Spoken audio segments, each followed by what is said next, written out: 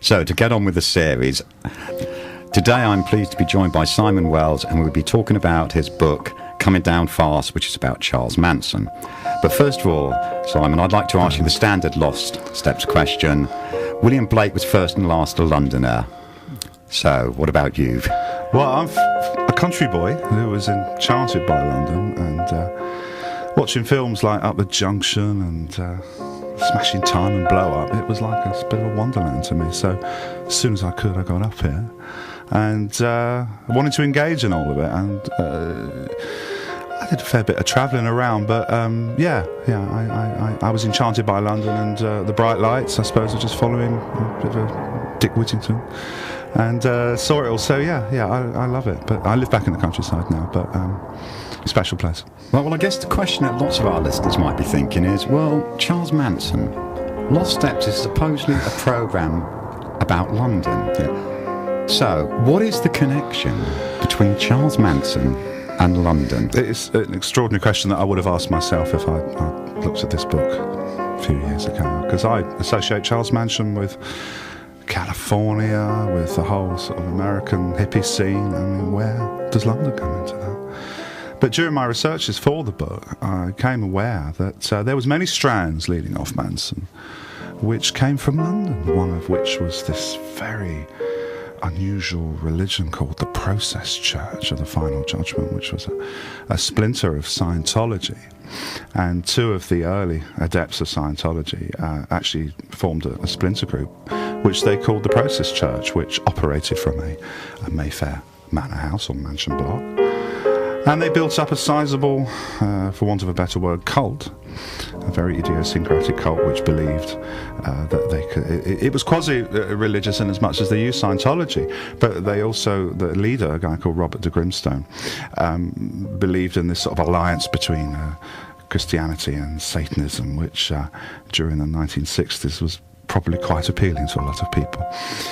This church branched out, not surprisingly, during 1967 with a chapter, so to speak, in San Francisco, at the same time that Charles Manson was living in San Francisco. And he became an occasional visitor, let's say that much. But he squirreled away a lot of their magazines, and a lot of the technology of the Process Church, which was coined mostly by this chap called Robert de Grimstone, Manson incorporated into his sort of mind games and his mindset, and a lot of that dripped into this, as we now know, the cult of the family.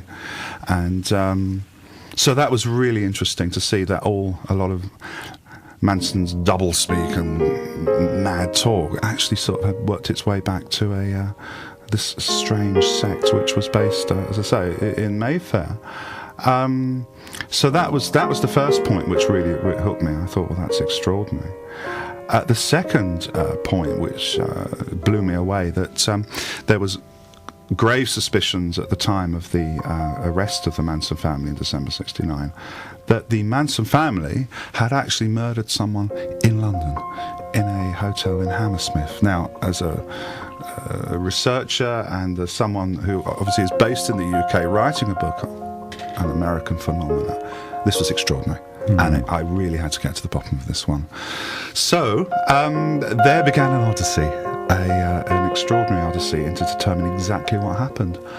And I feel I cracked it. I feel I got to the bottom of it. And it's not as it seems, as is a lot of the Manson family myth. And I stress that. It's a lot of, I think, myth-making is very much a part of the 60s, and Manson is no exception to that.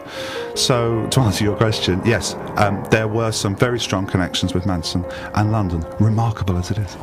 Can you just briefly talk about Charles Manson, just for the people who are not particularly familiar with him? Yeah, and it's an interesting point. Charles Manson, it was 40 years ago, the Tate LaBianca murders, and Manson was a mediocre busker. He was a career criminal who was released in March 1967 and gravitated towards Haight-Ashbury, where as a 34-year-old man, he was a little older than the Flower Children there, but he had a charisma. And for a 5'2" little guy, it was quite extraordinary. Young people especially liked him. They felt that he had this kudos of coming out of jail. He was a musician. He also was really interested in mind control and philosophies, I mean, as were a lot of people in the 1960s. So he had an enticing package. He collected a gaggle of young followers who were loosely called the family. They jumped on a school bus, a converted school bus, I should say, and they headed off down into Los Angeles.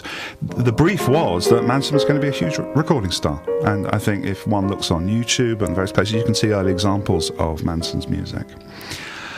There in Los Angeles, for a while they lived at the drummer of the Beach Boys' house, Dennis Wilson, and then they got kicked out of there and they ended up on a movie ranch on the fringes of Los Angeles called Spartan's Ranch. And it was all really geared, from my researches for the book, it was all really geared towards Manson musician. This was the idea. He was going to be a famous musician. That dream collapsed spectacularly in the summer of 1969, where basically he managed to alienate the music industry. They were terrified by this guy because he was so wacky. He was so offbeat.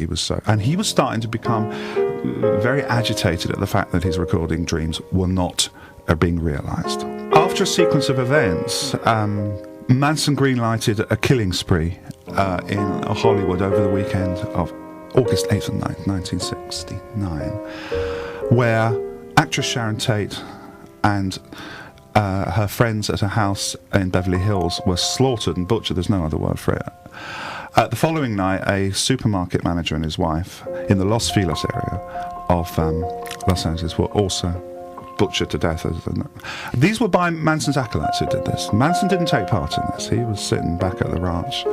The linchpin of this case was the fact that actress Sharon Tate, wife of Roman Polanski, A-list Hollywood celebrity, was included in the murder toll.